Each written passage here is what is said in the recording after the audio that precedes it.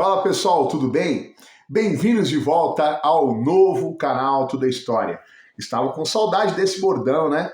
Meus caros, professor Hilário na área, estou de volta com o canal Tudo é História, motivado, louquinho para fazer esse projeto aqui dar certo como o anterior. Vocês sabem, né? O antigo canal Tudo é História tinha 160 mil inscritos e eu tô aí nessa retomada, galgando uma posição de cada vez novamente e conto com a sua inscrição e que você compartilhe nossas aulas para que eu possa chegar a um número maior de lares. Meus caros, hoje eu resolvi falar sobre Revolução Francesa, um assunto muito importante, muito cobrado nos principais vestibulares, é um assunto que cai em algumas provas militares e também, é lógico, no Exame Nacional do Ensino Médio, tá bom? Eu vou dividir em duas partes. Primeiro eu vou explicar, fazer um panorama da teoria e depois eu vou corrigir exercícios com vocês para aprofundar o assunto da nossa aula. Eu pretendo seguir nesse caminho no canal Tudo é História, tá bom? Teoria e um pouquinho de exercícios. Meus caros, a Revolução Francesa, ela está situada ali no final do século XVIII, de 1789 a 1799, quando Napoleão Bonaparte assume o poder através do golpe do 18 Brumário. Nesses 10 anos, a Revolução Francesa, as suas ideias liberais, abalaram as estruturas do antigo regime. A Revolução Francesa é vista como uma revolução burguesa, porque foi o momento que a burguesia percebeu a sua importância histórica na França e lutou junto com o povo contra os privilégios do absolutismo, do clero e da nobreza. Para que esse assunto realmente fique fácil para vocês, eu vou explicar o cenário e os fatores, né, responsáveis pelo início, pela eclosão da Revolução Francesa. A França, meus caros alunos virtuais, era um país que ainda possuía vestígios de feudalismo, mesmo no final do século XVIII. Né? Os franceses olhavam ali do outro lado do Canal da Mancha e eles enxergavam uma Inglaterra moderna, industrial, o capitalismo se desenvolvendo na Inglaterra, enquanto a França ainda era um país com características feudais. A França era uma monarquia absolutista, no período da Revolução Francesa, uma monarquia capitaneada pelo Luís XVI e pela sua esposa de origem austríaca, a famosa Maria Antonieta.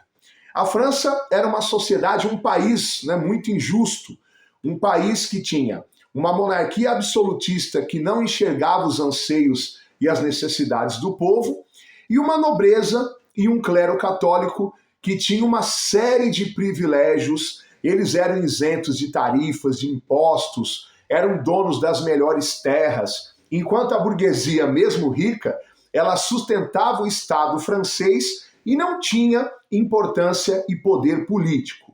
O povo nem se fala, né? Se a burguesia não tinha poder político, vocês podem imaginar aí em casa a situação do povo, do campesinato francês. Então, um dos principais motivos da Revolução Francesa foi com certeza a insatisfação popular, burguesia mais campesinato, com os privilégios da monarquia absolutista, do clero e da nobreza.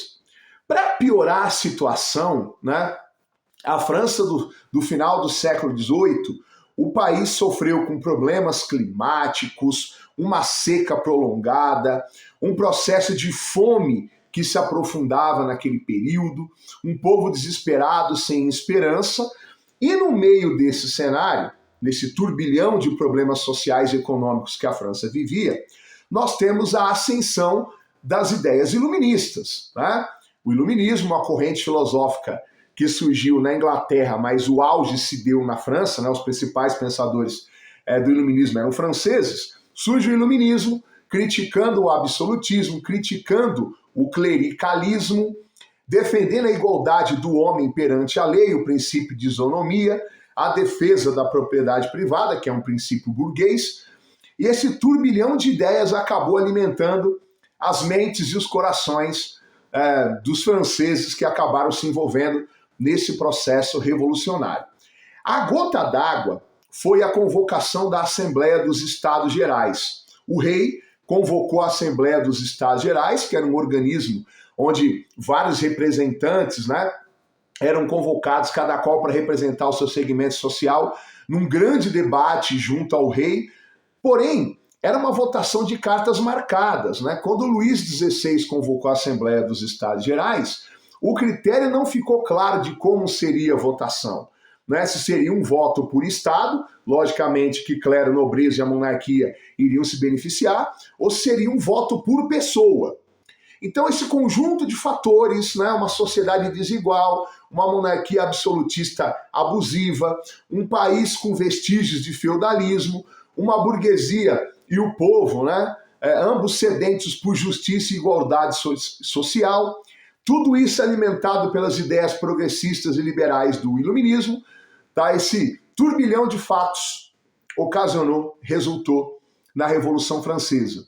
Uma das primeiras revoluções iluministas, não é a primeira, né? Nós temos ali a Revolução Inglesa do século XVII, a independência dos Estados Unidos, mas com certeza, com a dimensão da Revolução Francesa, nenhuma delas atingiu, né? O princípio iluminista esteve presente ali nas ideias da Revolução Francesa.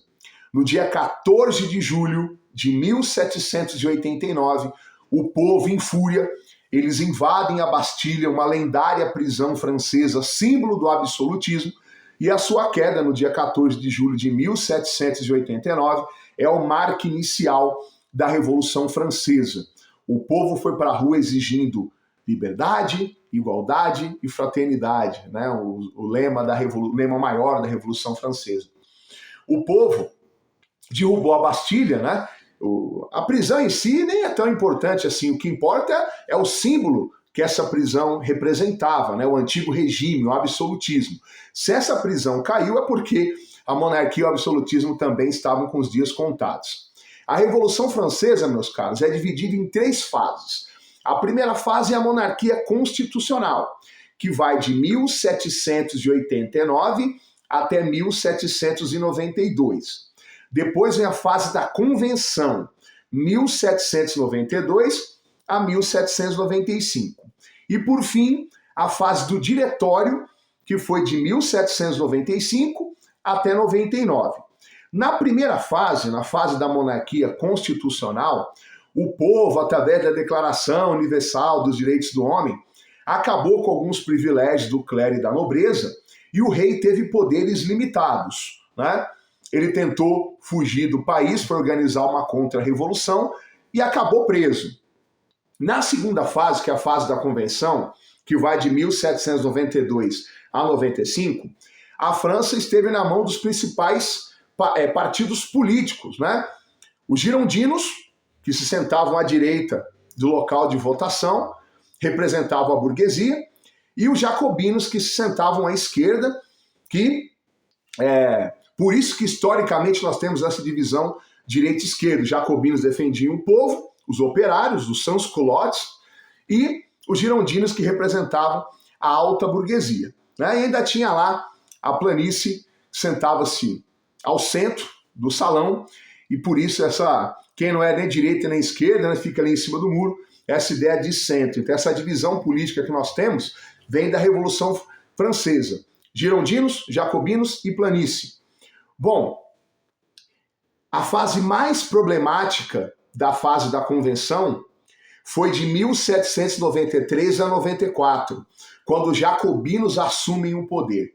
E eles promovem, através do seu líder Maximilien Robespierre, uma série de reformas sociais bem profundas, né? Eles vão estabelecer voto universal, eles vão tabelar o preço dos alimentos. E essas reformas sociais, somadas aos tribunais revolucionários que perseguiram todos aqueles acusados de serem inimigos da Revolução Francesa, vão resultar na derrubada dos jacobinos, o término da Convenção em 1795 e o início do Diretório Girondino, onde os girondinos assumem o comando do país, né, o chamado regresso conservador, porque os girondinos eles irão abolir uma série de privilégios e conquistas populares adquiridos pelo povo ao longo da Revolução. Um período turbulento, com ameaças de invasões por parte de países estrangeiros que estavam com medo das ideias liberais da Revolução Francesa. Em 1799, aproveitando o cenário caótico que o país vivia, Napoleão Bonaparte assume o poder através do golpe do 18 Brumário, dando início à Era Napoleônica. Mas isso é assunto para outra aula.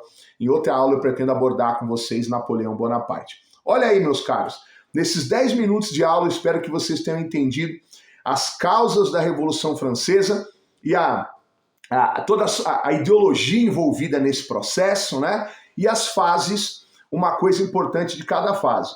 Monarquia constitucional.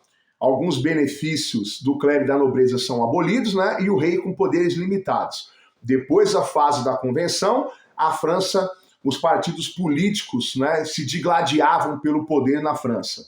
Girondinos, planície e jacobinos. E a fase do diretório é quando os jacobinos são derrubados pelos girondinos e nós temos a ascensão da alta burguesia na França, que vai governar o país em meio a um caos social ali, até que Napoleão Bonaparte assuma o poder em 1799. Bora fazer exercício? Vamos lá aprofundar o conteúdo da aula? Não esqueça de deixar o seu like, hein? Para ajudar o canal Tudo da História a voltar a ter 150 mil inscritos, quem sabe, né? Sonhar não paga imposto, ainda. Um abraço, queridos. Obrigado pela inscrição e, por favor, compartilhem minhas aulas.